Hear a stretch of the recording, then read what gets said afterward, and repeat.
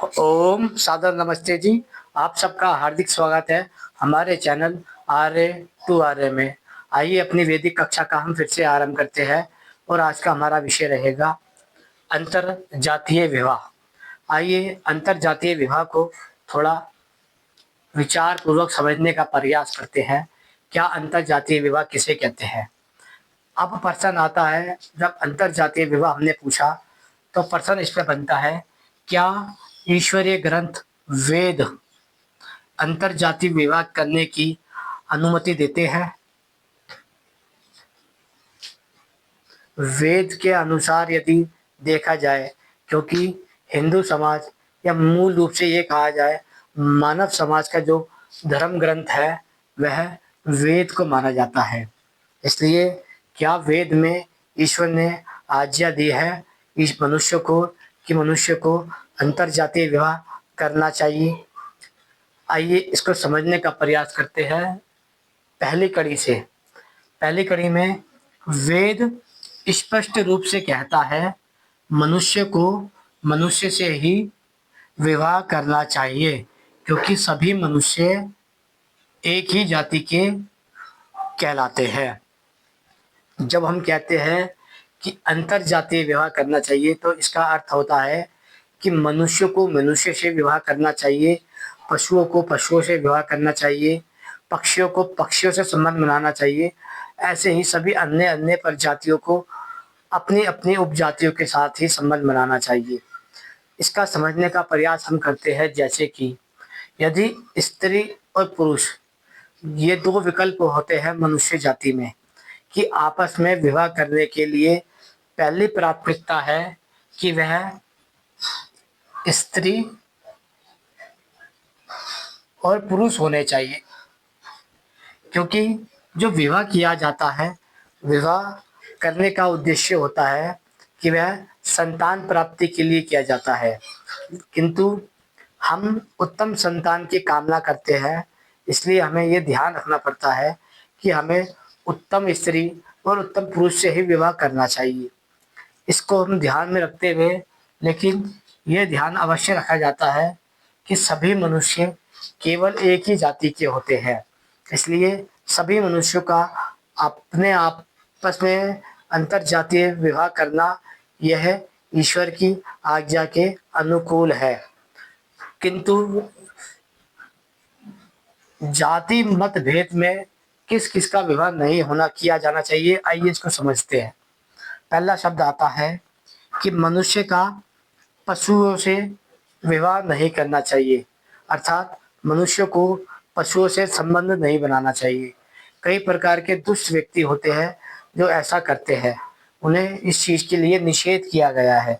दूसरा, मनुष्य को पक्षियों से संबंध नहीं बनाना चाहिए, अर्थात विवाह आदि नहीं करना चाहिए। मनुष्य को कीट पतंगों से विवाह नहीं करना चाहिए। मनुष्य को जीवों से विवाह नहीं करना चाहिए। मनुष्य को जंतुओं से विवाह नहीं करना चाहिए। मनुष्य को पेड़ों से विवाह नहीं करना चाहिए। मनुष्य को पौधों से विवाह नहीं करना चाहिए। मनुष्य को वनस्पतियों से विवाह नहीं करना चाहिए। इसका अर्थ होता है कि एक मनुष्य को केवल मनुष्य जाति में ही विवाह करना चाहिए, अर्थात एक मनुष्य केवल मनुष्य से ही विवाह कर सकता है। यह ईश्वरीय नियम है। यदि वह इससे विपरीत जाता है तो वह अधर्म हो जाता है, क्योंकि एक मनुष्य ना ही पशु से विवाह कर सकता है, ना ही पक्षी से, ना ही कीट से, ना ही पतंगे से, ना ही जीव से, ना ही जंतु से, ना ही पेड़ से, ना ही पौधों से और ना ही वनस्पतियों से। इसलिए मनुष्य एक जाति होती है और वह विवाह केवल मनुष्य का मनुष्य में ही कर सकते हैं। अब आती है बात कि हम जिस व्यवस्था में को मानते हैं,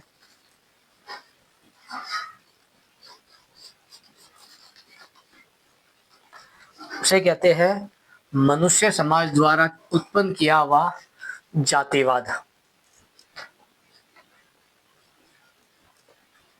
जिसमें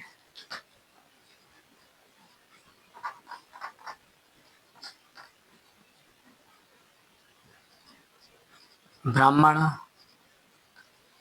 राजपूत,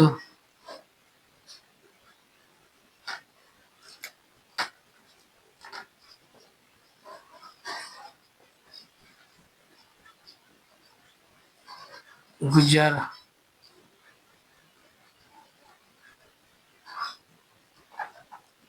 यादव, मौर्य, जाट, जाटव,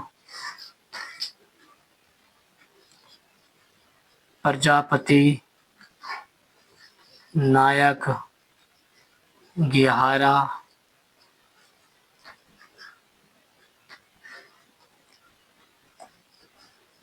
धोबी, वाल्मीकि, खटीक या इत्यादि सभी जातियों की गिनती इसमें कर लीजिए आप। ये जो जातिवाद है, यह सारा मनुष्यों के द्वारा खड़ा किया गया है। कुछ स्वार्थी लोगों ने, कुछ लालची लोगों ने अपने ही मनुष्य समाज को तोड़ने के लिए अलग अलग आस्थाएं बनाई है और अलग अलग जातियां बनाई है। लेकिन ये जो ब्राह्मण, राजपूत, गुज्जर, यादव, मौर्य, जाट, जाटव, प्रजापति, नायक, बिहारा, धोबी, वाल्मीकि और खटीक इत्यादि है, यह सब के सब केवल एक मनुष्य जाति के भाग है। जैसे दो कान, दो हाथ, दो पैर और दो आंखें एक मनुष्य जाति की है, वैसे ही अन्य जाति वाले की भी है। जो जातियां मनुष्यों के द्वारा बनाई गई है, किंतु वेद आदि शास्त्र के सामने मनुष्य के जातिवादी पहचान किसी काम की नहीं होती।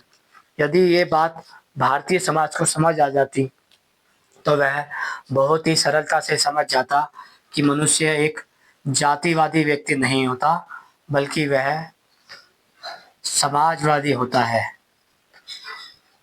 यदि वह अपने आप को समाज का हिस्सा मानता तो वह निश्चित ही मनुष्य का विवाह मनुष्य में करता। लेकिन हमारे साथ हजार वर्ष का जातिवाद का जहर घुला गया है, जिसके कारण हम अब इस अहंकार, घमंड, सामाजिक परिस्थितियों में बंध गए हैं कि हम ब्राह्मण का विवाह राजपूत, गुज्जर, यादव, मौर्य, जाट, जाटव, प्रजापति, नायक, ग्यारह, धोबी, वाल्मीकि, खटिक इत्यादि में करने से या इन सबका विवाह आपस में करने से हमें लगता है कि हमने जातिवाद का नाश करके ईश्वरीय विवाह का, ईश्वरीय सिद्धांत का खंडन कर दिया है। जबकि ये मनुष्य में जो जातियां है वह जातिवादी लोगों के द्वारा बनाई गई है। मनुष्य ईश्वर के सामने केवल एक ही व्यवस्था है और वह है मनुष्य जाति, जिसमें वेद में कहा गया है मनुष्य को मनुर्भवा अर्थात मानव बनो और मनुष्य बनो। ये जो जितनी भी जातियां भारत में है या भारत से बाहर भी है, वह मूल रूप से हमारे जातिवादी लोगों के कारण फैली है। इसलिए आशा करते हैं ये विषय आपको सरलता से समझ आ गया होगा कि ईश्वर वेद में अंतर जातीय विवाह करने का पूर्ण समर्थन करता है। इसका अर्थ होता है कि मनुष्य को मनुष्य से विवाह करने का पूर्ण अधिकार है। जब कोई कहता है कि हमें अंतर जातीय विवाह करना चाहिए, तो इसका अभिप्राय यही होता है कि हमें मनुष्य से मनुष्य का विवाह करना है।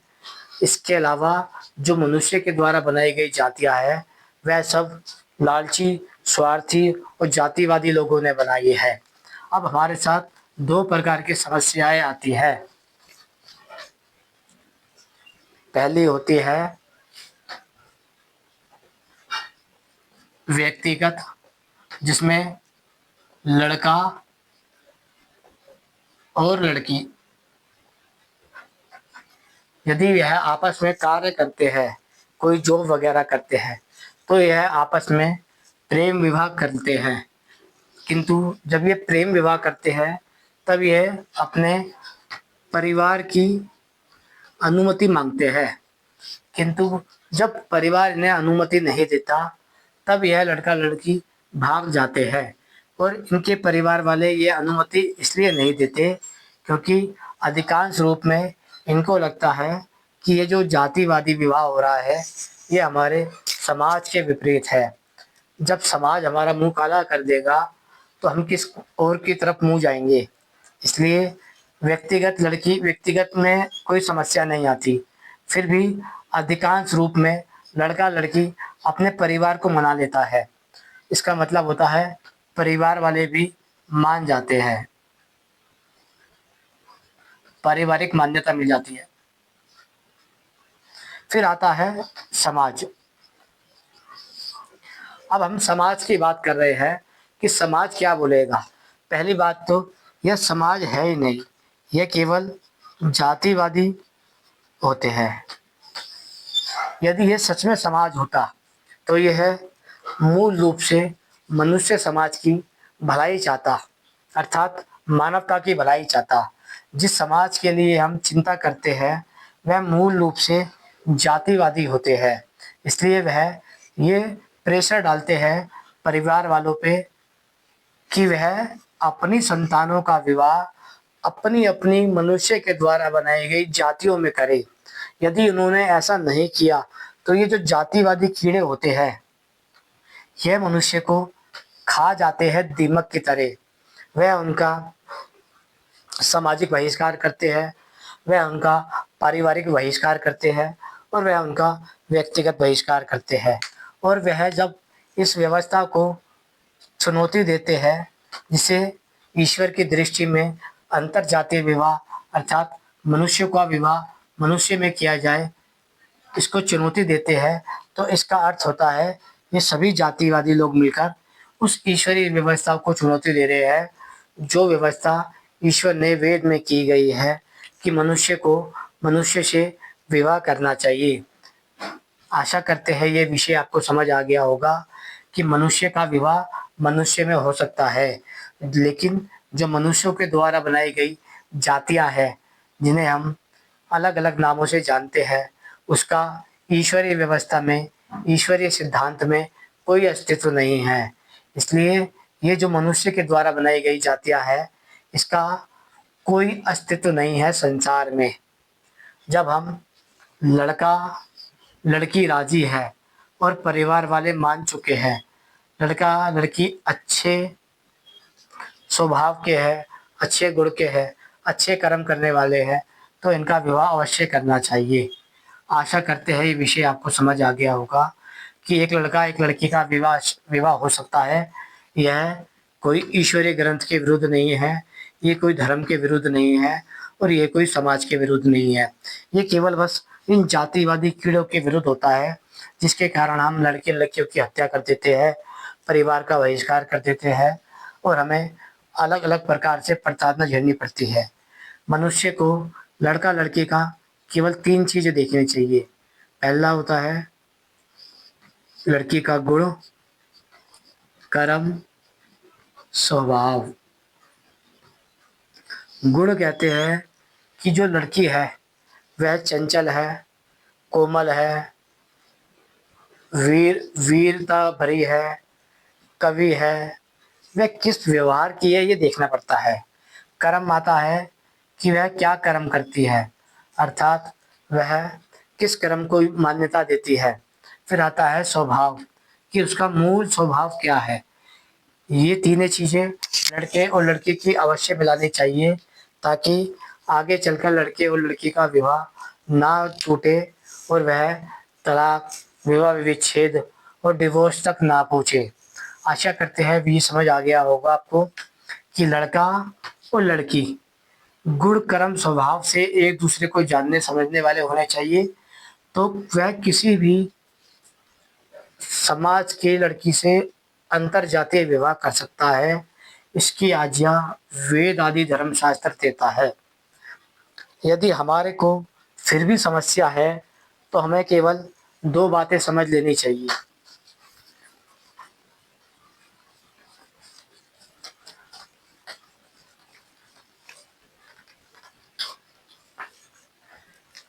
पहली है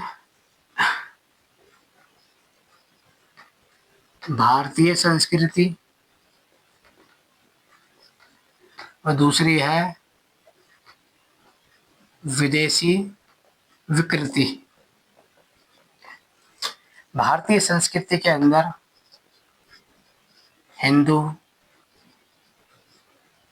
सिख, बौद्ध और जैन मुख्य रूप से ये परिवार आते हैं। यदि लड़का लड़की हिंदू में है तो वह सिख, बौद्ध और जैन में जाए, उससे कोई समस्या नहीं है। और यदि सिख में है तो वह इन तीनों में किसी में भी जाए, कोई समस्या नहीं है। किंतु उन्हें कैसे भी करके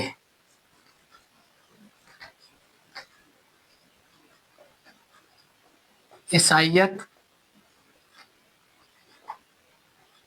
और इस्लाम इसमें नहीं जाना चाहिए, क्योंकि क्या होता है, भारतीय संस्कृति के अंदर हिंदू, सिख, बौद्ध और जैन ये धार्मिक रूप से मानते हैं कि मनुष्य को अपने मन को जीतने वाला होना चाहिए, पशुओं से प्रेम करने वाला होना चाहिए, मानव को सहायता करने वाला होना चाहिए और संसार का कल्याण करने वाला होना चाहिए। किंतु इसके विपरीत जो दूसरा समाज है, जिसे हम वैदिक विदेशी विकृति कह रहे हैं, जिसमें ईसाईयत और इस्लाम आ रही है, उनकी सुबह ही पशुओं की हत्या से होती है। वह व्यभिचार को धर्म मानते हैं, नशाखोरी को धर्म मानते हैं और वह मांसाहार आदि करने को भी धर्म मानते हैं। इसलिए उन्हें बस इन दो चीज़ों को समझ लेना चाहिए कि ये विदेशी विकृतियाँ हैं और ये भारतीय संस्कृति है। भारतीय संस्कृति के मूल 4 भाग हो गए हैं। पहला हिंदू, दूसरा सिख, तीसरा बौद्ध और चौथा जैन। यदि वह चाहे भारतीय समाज की लड़की तो वह हिंदू, सिख, बौद्ध और जैन में आपसी प्रेम विवाह करके, आपसी सामाजिक विवाह करके अपने समाज को आगे की ओर बढ़ा सकते हैं। आशा करते हैं ये विषय आपको सरलता से समझ आ गया होगा। किंतु ये आपको ध्यान रखना है कि आपको किसी भी प्रकार से विदेशी विकृति से बच के रहना है और आपको हिंदू, सिख, बौद्ध और जैन इनमें से किसी भी परिवार के साथ सामाजिक मान्यता के अनुसार विवाह कर लेना चाहिए। समाज को इस पर कोई आपत्ति नहीं होनी चाहिए, क्योंकि ये चारों के चारों भारतीय संस्कृति, ऋषि मुनियों की संस्कृति के वाहक है।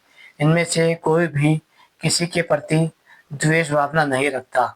यदि आप हिंदू से पूछेंगे तो वह सिख गुरुओं की सम्मान करता है, बुद्ध महात्मा बुद्ध का सम्मान करता है और जैन मुनियों का सम्मान करता है। वैसे ही सिख हिंदू भगवानों का सम्मान करता है, बौद्ध महात्मा बुद्ध का सम्मान करता है और जैन मुनियों का सम्मान करता है। वैसे ही बौद्ध भिक्षु या बौद्ध समाज हिंदू भगवानों का सम्मान करता है, हिंदू सिख गुरुओं का सम्मान करता है, जैन गुरुओं का सम्मान करता है। वैसे ही जैन अन्य तीनों का सम्मान करते हैं। इसलिए ये भारतीय संस्कृति के हिस्से है। हमें भारतीय संस्कृति के अंदर किसी भी लड़की, किसी भी लड़के के विवाह में कोई आपत्ति नहीं करनी चाहिए। आशा करते हैं विषय आपको समझ आ गया होगा। आज ये विषय समझ आ गया है तो लाइक कर दीजिए, शेयर कर दीजिए और वीडियो को आगे पहुंचा दीजिए। ओम नमस्ते जी।